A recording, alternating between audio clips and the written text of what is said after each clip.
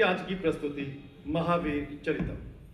अब मैं नाटक के निर्देशक डॉक्टर हिमांशु द्विवेदी जी से अनुरोध करूंगा कि वो कृपया मंच पर आएं और सभी पात्रों से हमारा परिचय कराएं।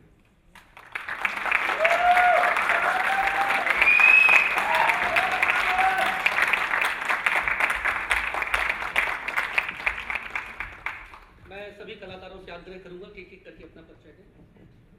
बिना माइक के। नमस्कार सभी को, मेरा नाम साक्षी तोमर है। मैं makeup artist and art and craft में रहती हूँ। नमस्कार, मेरा नाम शुभराज शुक्ला है और मैंने लंकापति रावण और भगवान परशुराम की भूमिका की।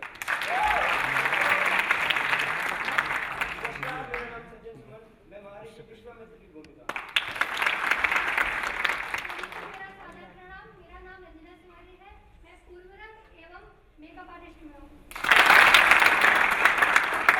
नमस्कार, मेरा नाम ज्योतिका है और इस नाटक में मैंने उर्मिला की भूमिका निभाई। मेरा नाम नीति कुमारी है। मैं कोरस और बैकस्टेज में थी। नमस्कार, मेरा नाम राज श्रीवास, मैंने भ्राता सुबाहु और स्वर्ण मिल्क की भूमिका निभाई। नमस्कार, मैं अमर पुष्पा, मैंने माता मंदोदरी की भूमिका निभाई है एवं नृत्य की प्रस्तुति दी है। नमस्कार, मेरा नाम खुशी बघेल है। मैंने माता सीता की भूमिका निभाई। आप सभी को मेरा नमस्कार। मेरा नाम अमिताभ आचार्य है और मैंने मर्यादा पुरुषोत्तम श्री राम का किरदार निभाया। नमस्कार, मेरा नाम अमन व्यास है और मैंने लक्ष्मण जी की भूमिका निभाई। नमस्कार, मेरा नाम अनिकेत सिंह तोमर। इस नाटक में मैंने राक्षस ताटका और हनुमान जी की भूमिका निभाई। आप सभी को सादर प्रणाम। मेरा नाम नीरज प्रताप सिंह, मैंने राजा पुष्पध्वज और पक्षीराज जटायु की भूमिका निभाई। आप सभी को मेरा सादर प्रणाम। मेरा नाम हर्ष श्रीवास्तव, मैंने सुपर्णिका और सुबाहु की चरित्र निभाया। नमस्कार, मेरा नाम अलका बेदोरिया, मैंने पूर्वरंग में नृत्य की प्रस्तुति दी है और माता केकई की भूमिका निभाई। आप सभी को नमस्कार। मैं नरेंद्र सिंह चौहान दशरथ जी की और माल्यवान और सूत्रधार की भूमिका में। आप सभी को मेरा नमस्कार। मेरा नाम शिवनारायण सिंह चौहान, मैंने इस नाटक में मंथरा एवं कोरस की भूमिका निभाई।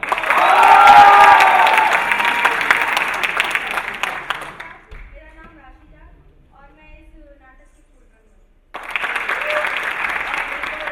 मेरा नाम अनिल प्रजापति, मैंने मारीच और तीर की भूमिका निभाई। मेरा नाम रुचि जादव, मैंने इस नाटक में अहिल्या की भूमिका निभाई। आप सभी को मेरा नमस्कार। मेरा नाम विवेक राय, मैंने मारीच की भूमिका निभाई। मैं आपको बताना चाहूँगा कि ये सभी रंगमंच के विद्यार्थी हैं और बिल्कुल नए हैं। और ये सब थिएटर और जो भी आप देख रहे हैं, सेट हो, कॉस्ट्यूम हो, मेकअप हो, सब कुछ बच्चों ने किया है। एक एक चीज़, कोई भी प्रोफेशनल आर्टिस्ट नहीं है, सब हमारे विभाग के विद्यार्थी हैं। इनकी ट्रेनिंग का प्रोसेस है। जो कुछ अच्छा हुआ होगा वो इन बच्चों का है, जो कुछ कमियां रह गई वो मेरी हैं। और निश्चित रूप से आशुतोष भाई, सिकंदर भाई और SRC Shri Ram centre performing art के सभी आयोजकों का मैं धन्यवाद दूंगा, क्योंकि आप हमारे इन बच्चों को जो अवसर प्रदान करते हैं, निश्चित रूप से प्रोफेशनलिज्म है, लेकिन हम लोगों के पास इतनी लाइट, इतने सेट और ऐसे मंच नहीं है ग्वालियर और बुंदेलखंड अंचल, चंबल अंचल में। तो हम लोगों के लिए, इन बच्चों के लिए बहुत बड़ा एक्सपोजर होता है रंगमंच के साथ साथ। उसके लिए मैं दिल से आपका आभार व्यक्त करता हूँ। और म्यूजिक पिट पर विवेक राय के बाद म्यूजिक पिट पर जो आप देख रहे थे सरमाया, और वो उसमें थे ऐश्वर्य दुबे रिदम और एक्टिंग, शिवा, हिमांशु जो थे गायन पे और हारमोनियम पर, और जो ये सब विद्यार्थी हैं। और सितार वादन जो आप देख रहे थे वो थे मयंक, और जो गायन आप सुन रहे थे हारमोनियम के साथ वो थी प्राची, और जो विभिन्न प्रकार के परकुशन रिदम थे, मजीरा, घंटी, झींका, उसमें थे हिमांशु चुकौटिया, और जो तबला वादन कर रहे थे शौर्य मिश्रा और प्रणय उपाध्याय जो हारमोनियम के साथ एक। इसके अलावा हमारे क्राफ्ट में जो ये भी सब बच्चों ने बनाया, उसमें थे वेदांत और शम्मी विश्वकर्मा। लाइटिंग पर थे अश्वनी शर्मा। और कोई है? अभिषेक आर्य जो हमारे क्राफ्ट में भी मदद कर रहे थे। तो मैं आप सभी को बहुत बहुत धन्यवाद करता हूँ, प्रणाम करता हूँ। आप सभी ने ये अवसर प्रदान किया हमारे बच्चों को। Thank you so much.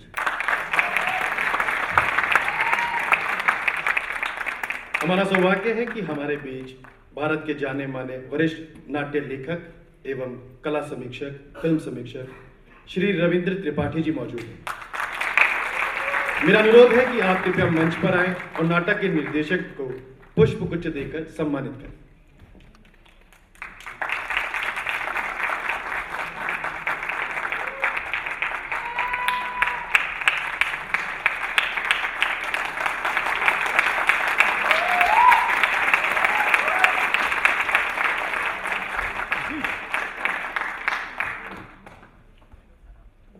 आप लोगों की तालियां ही बजा रही है कि आप लोगों ने इस नाटक को कितना पसंद किया। और इसलिए एक बार तो फिर ताली बना दीजिए। नाटक आप लोग देख चुके हैं, सर्दी का मौसम है, घर जाने के 1 मिनट में अपनी बात कहूँगा, सिर्फ 3 बातें। एक तो हिमांशु जो इस नाटक के निर्देशक हैं, बहुत अच्छे अभिनेता हैं, विद्वान हैं, संस्कृत की बड़ी गहरी जानकारी है। दूसरी बात भवभूति का नाटक उत्तर रामचरितम तो बहुत प्रसिद्ध है, लेकिन जहाँ तक मेरी जानकारी है महावीर चरितम हिंदी भाषी इलाके में तो पहली बार हिमांशु जी ने किया है और किसी ने नहीं किया। ये बड़ा जटिल नाटक है, आप जटिल चीज को सरल बना के पेश किया, बड़ा जटिल नाटक है इसका, और इसका एक लंबा इतिहास है जिसको भी बताने की जरूरत नहीं है, पर ये बहुत जटिल नाटक है जिन्होंने किया है। और भवभूति नाटककार तो थे, लेकिन भवभूति पहले ऐसे नाटककार थे जिन्होंने कहा एको रस करुणा, करुणा ही एकमात्र रस है, तो करुणा रस को प्रधान देने वाले। हालांकि भवभूति को उनके समय में सराहना नहीं मिली, तो उन्होंने एक श्लोक कहा है जिसका हिंदी में अर्थ है कि इस विपुल पृथ्वी पर और विपुल काल में कोई तो ऐसा व्यक्ति होगा जो मेरी प्रतिभा को पहचानेगा। हिमांशु उसमें एक उत्तर रामचरितम तो हुआ है, पर जैसा मैंने कहा महावीर चरितम नहीं हुआ है। और भवभूति बहुत अच्छे दार्शनिक थे, लोगों को ये मालूम नहीं है कि वो नाटककार थे, बहुत अच्छे। भारत में जो बहुत अच्छे दार्शनिक रहे हैं उनमें भवभूति थे। मुझे लगता है कि भवभूति पर भी एक बड़ा नाटक लिखा जा सकता है, लिखा जाना चाहिए। तो आप लोग सबकी तरफ से, मैं हिमांशु को, इन बच्चों की तरफ से, म्यूजिक वालों ने गजब किया भाई।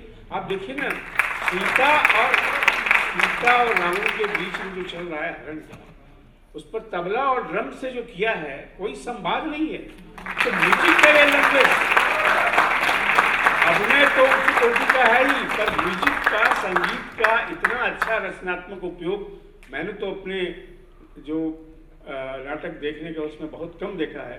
तो मैं इन लोगों के साथ, इनके साथ मैं म्यूजिक वालों को, जो म्यूजिक की परिकल्पना है संगीत की, उसके लिए भी उनको बधाई देता हूँ। Thank you. बहुत धन्यवाद। यदि आप इस नाटक से संबंधित कोई भी प्रश्न पूछना चाहें तो हमारे निर्देशक यहाँ पर हैं, उनसे पूछ सकते हैं।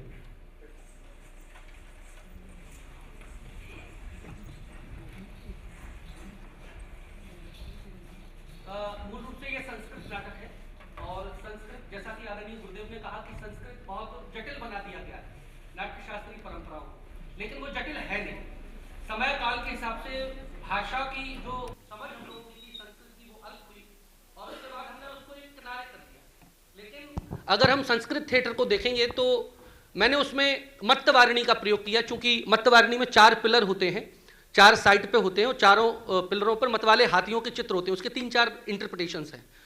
तो मैंने 2 लाइन, क्योंकि प्रोसिनियम थिएटर था तो 2-2 साइड लाइन रखी। रंगपीठ को एक स्टेप के लिए रखा है और रंग शीर्ष को पीछे रखा है।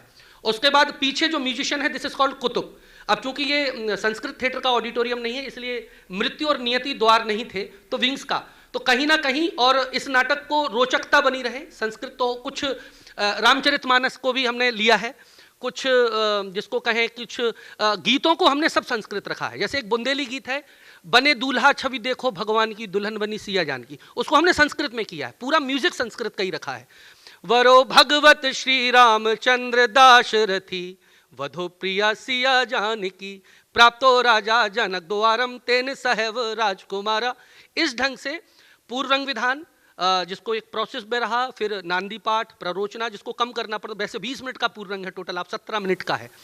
और संस्कृत थिएटर में कुडियाट्टम जब हम पढ़ते हैं तो 9 दिन की प्रस्तुति में 4 दिन तो पूर्व रंग ही होता है, लास्ट के 3 दिन सब नाटक होता है। क्योंकि हम लोगों को एक समयावधि रहती है तो 17 मिनट का पूर्व रंग का, फिर पूरा नाटक रखा और लास्ट में अंत में हमने भरत वाक्य से इस नाटक की समाप्ति। तो हमने कोशिश ये की है कि नाट्य शास्त्र के सिद्धांतों को, रंगमंच के विधानों को एक बिगिनिंग मिडिल एंड के साथ दिया जाए सरलीकृत ढंग से। कुछ गिमिक्स रखे हैं नाटकीयता के लिए, लक्ष्मण रेखा ये सब कुछ डाला है, बिल्कुल एज इट इज़ नहीं है, क्योंकि अगर हम बहुत रखेंगे तो कई बार बहुत नीरस होता है। तो उनके लिए थोड़े समकालीन जो रंगमंच की तकनीक है उनका भी हमने इसमें प्रयोग किया है। ये मेरी इंटरप्रिटेशन थी, बाकी आपके कुछ सवाल हो तो सादर आमंत्रित है। जी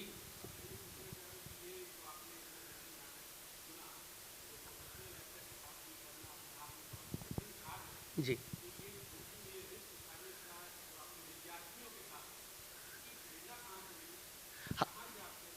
एक बड़े प्रेरणा स्रोत तो हमारे सामने आदरणीय त्रिपाठी सर बैठे हुए हैं।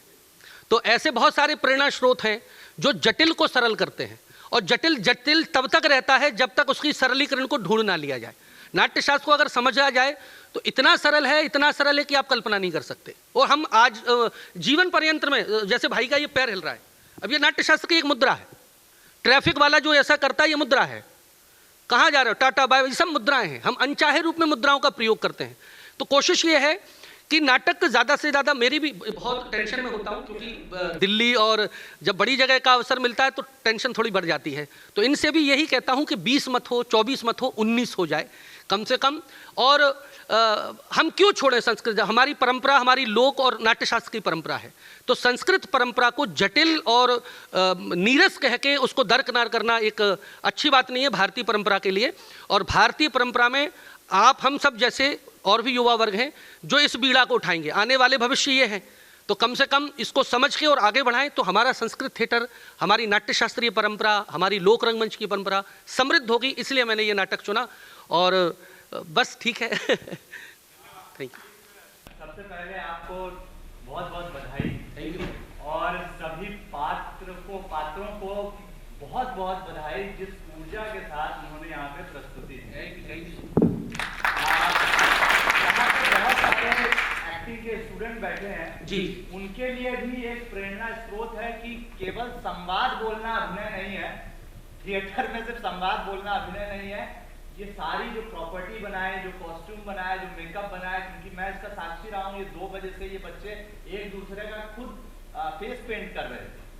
वो थिएटर वन मैन आर्मी जैसी जर्नी है। अब मैं आपसे ये पूछूंगा, जैसा कि रविंद्र सर ने बोला कि नाटक बहुत जटिल है, तो इसको जब आपने सरल तौर पे पेश करने का जो आपके विचार आए, तो वो प्रोसेस जरा हमें आप बताएं। जब एक्चुअली भावभूति को चुनने के 2-3 कारण हैं। मेरा रिसर्च वर्क बुंदेली स्वांग पर रहा और मैं बुंदेलखंड के लगभग 264 गाँव में भ्रमण किया है, जिसको कहें जेन्युइनली PhD जिसको की है आनंद के साथ। और मेरा रुझान कहीं ना कहीं संस्कृत थिएटर था, बचपन से ही था। धीरे धीरे पढ़ता रहा, रुचि हुई। फिर मेरी पोस्टिंग ग्वालियर में हुई।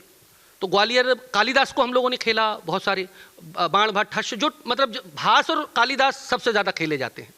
भावभूति ग्वालियर के अंचल के हैं। ग्वालियर से हम 40 किलोमीटर आगे जाते हैं, डबरा एक जगह वर्तमान नाम हो गया, प्राचीन नाम उसका पद्मपुर है, पद्मावत। वहाँ पर एक प्राचीन रंगमंडप भी मिलता है। तो वहाँ से मैंने भावभूति का नाटक शुरू किया पढ़ना। फिर डॉक्टर कमल वशिष्ठ साहब थे ग्वालियर में, एक भावभूति समारोह होता है। तो वशिष्ठ साहब के देहावसान के बाद अभी तक सारे नाटक जो भावभूति के कर रहे थे वो हिंदी में ही कर रहे थे या किसी रीजनल लैंग्वेज में। तो वो ग्वालियर कालिदास अकादमी वाले आए और उन्होंने कहा कि हम संस्कृत में कराना है। तो कहीं से उनको मालूम चला होगा, तो 7 दिन का सिर्फ समय था।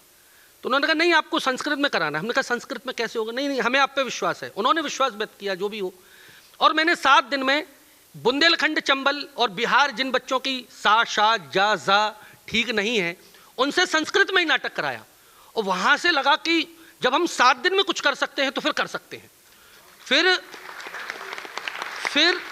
फिर लगातार मैंने संस्कृत में ही नाटक किए। लगभग ये 35 प्रस्तुतियां मैं संस्कृत थिएटर की कर चुका हूं, अलग अलग नाटकों की।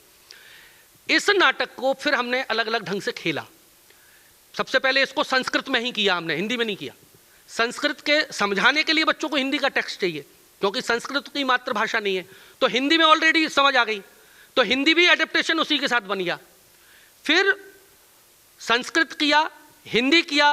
लास्ट ईयर की बात है, एक इंदौर में बहुत बड़ा फेस्टिवल होता है सानंद रंग महोत्सव, मराठी नाट्य प्रतिस्पर्धा। वहाँ के हमारे भिसे साहब थे जो उस्ताद अलाउद्दीन खां कालिदास अकादमी, उस्ताद अलाउद्दीन खां अकादमी भोपाल के निदेशक थे। उन्होंने कहा हिमांशु जी आपसे ये नाटक कराना है मराठी में। मैंने कहा मराठी में? मैंने कहा हाँ ठीक है। तो उसका हमारे बच्चों ने, हमारी एक स्टूडेंट है उसने उसका एडेप्टेशन किया। फिर हमने एक मराठी के टीचर बुलाए, एक ही कास्ट से, एक ही टीम से, एक ही प्रोसेस के साथ इस नाटक को हमने संस्कृत में, फिर हिंदी में और फिर मराठी में किया। और आदरणीय सर बामन जी का रिकॉर्ड है, तो कहीं ना कहीं प्रेरणा सबसे लेना चाहिए, प्रेरणा लेना चाहिए तभी आप कुछ करते हैं। तो उनका भी 3 नाटकों का एक प्रयोग है, मोहे पिया वाला, उसको मैं एक बांग्ला में और ट्रांसलेट करवा रहा हूँ। तो एक साथ एक दिन में सुबह 9 बजे संस्कृत का शो, 12 बजे हिंदी का शो, फिर उसके बाद 3 बजे मराठी का और 6 बजे बंगला का। तो इस ढंग से संस्कृत थिएटर की तरफ जाने की रुचि हुई। जहाँ तक जटिलता की बात है, जैसा मैंने कहा, जटिलता तब तक है जब तक हम उस चीज़ को समझ नहीं रहे।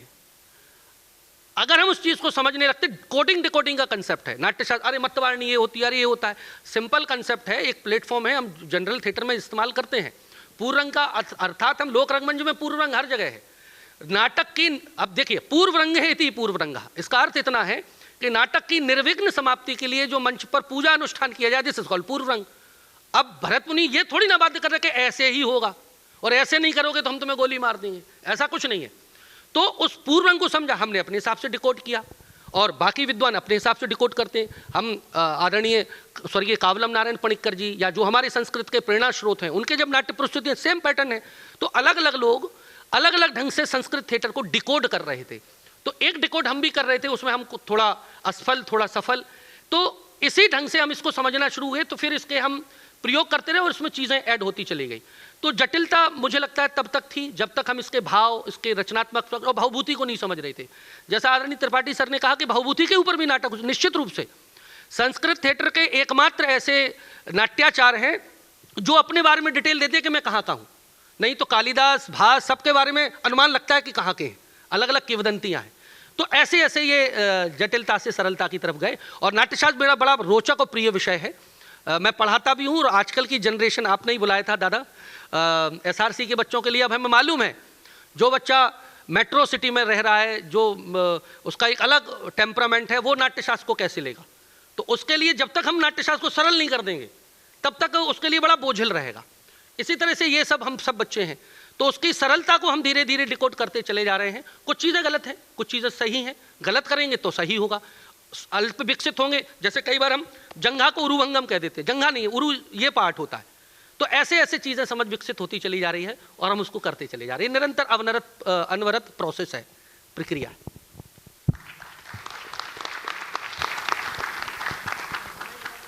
जी मेरा नाट्यशास्त्र हो जाता वही कॉर्पोरेट में जॉब करने वाले हैं, बट मैंने हमारे राम कथा की, हाँ जी वो मैंने देखा हुआ था। तो मेरे बट मैं एक्सपेक्टेशन में मेरे को बहुत ज़्यादा नहीं थी, बट ट्रूली स्पीकिंग मुझे इसमें उसमें कोई मतलब उसमें भी इतना ही मज़ा आया। Thank you so much.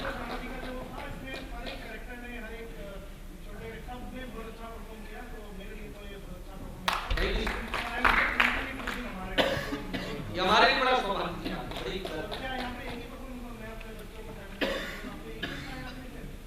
नहीं, ये फेस्टिवल चल रहा है, कल से शुरू हुआ है।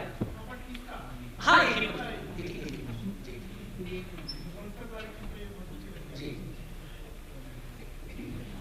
और एक और चीज है जो आप करते हैं, अब पैसा नहीं है साहब थिएटर में, और ग्वालियर और छोटी छोटी जगह तो बहुत दिक्कत होती है। म्यूजिशियन को हायर करो तो रिहर्सल का 500 रुपये पर डे, फिर 5000 और 10,000 पर डे की अपना वो ले लेता है शो। फिर सितार वालों को हायर करें तो भाई साहब बच्चे सबसे बढ़िया, बच्चों से ही करा दो।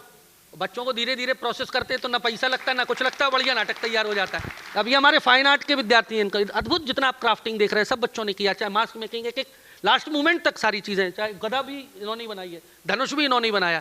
तो जो रंगमंच को कहते हैं ना जुगाड़ में रंगमंच, अगर हमारा बच्चा इन प्रोसेस को समझ लेगा तो रंगमंच सरल है, और हम जब तक उन पर डिपेंड रहेंगे तब तक वो कठिनता होती रहेगी।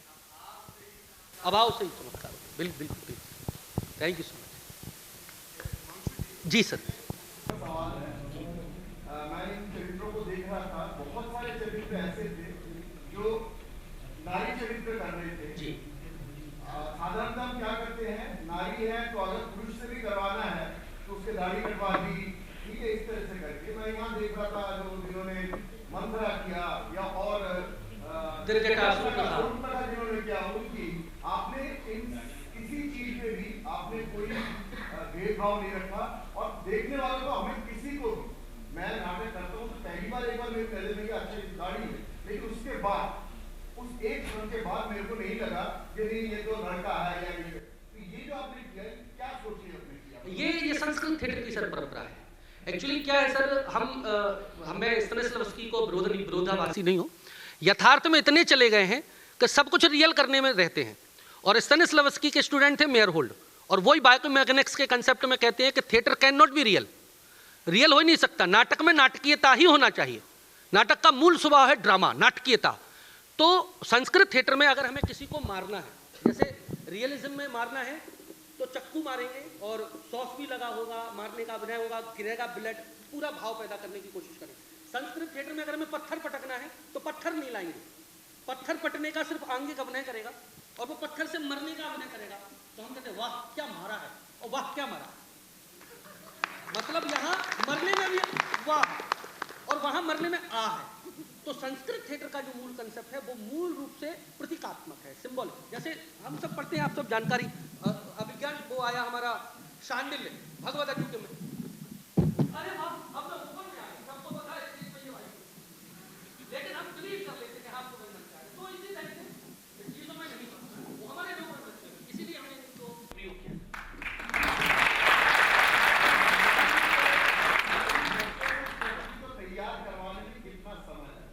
सर ये बहुत आपको आज तो भाई का एक कॉल आया शायद 15 दिन पहले, और सबसे दुर्भाग्य मानिए या सौभाग्य मानिए, पूरे बैच बदल गया।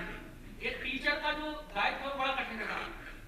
टीचर होता है विशाल आम के पेड़ की तरह, कुछ बच्चे आते हैं बड़े प्रेम से फल तोड़ते, कुछ आते हैं हिला हिला के फल तोड़ते, कुछ डंडे मार के फल तोड़ते हैं, और टीचर उनको कर देता है तैयार, और जैसे हुआ वो तैयार, तो बच्चा निकल जाता है, पेड़ बेचारा वहीं खड़ा होता। तो ये टीचर हम सब जितने भी शिक्षा के, चाहे थिएटर के हो, चाहे इंग्लिश लिटरेचर के हो, चाहे साहित्य के हो, ये है। तो सारी टीम बदल गई, जो म्यूजिशियन थे, जो वो था, सब बदल गया।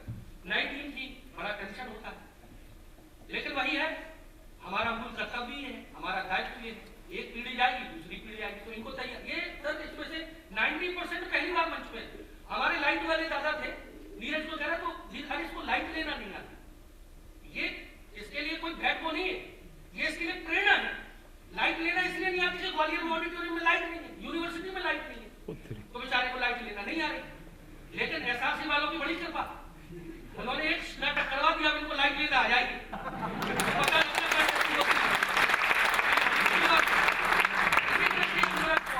सारे नए हैं बच्चे, बिल्कुल सब एक टू जेड।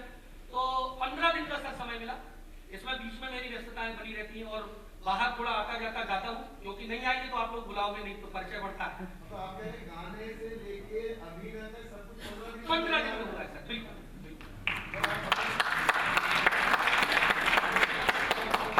अरे नहीं नहीं सर, ऐसा नहीं। अगर 15 दिन में ये प्रोडक्शन हो सकता है तो वाकई में हम लोग जो करते हो नहीं सर, ये आपका बड़प्पन है, ये आपका बड़प्पन है। आप लोग बहुत अच्छा, हम साथ करते हैं।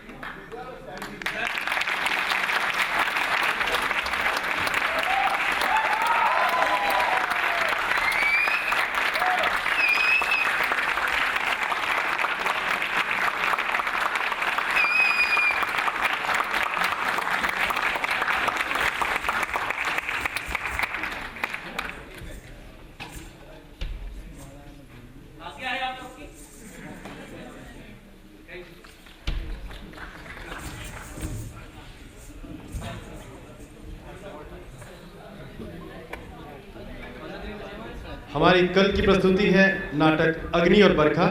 लेखक गिरीश कार्नाड, निर्देशन स्वर्गीय के.एस. राजेंद्र। आप सब लोग आए, बहुत अच्छा लगा। इस फेस्टिवल के बारे में ज़्यादा से ज़्यादा अपने दोस्तों एवं रिश्तेदारों को बताइए, क्योंकि दर्शक है तो रंगमंच है। फेस्टिवल में शामिल होने के लिए धन्यवाद, शुक्रिया, शुभ रात्रि।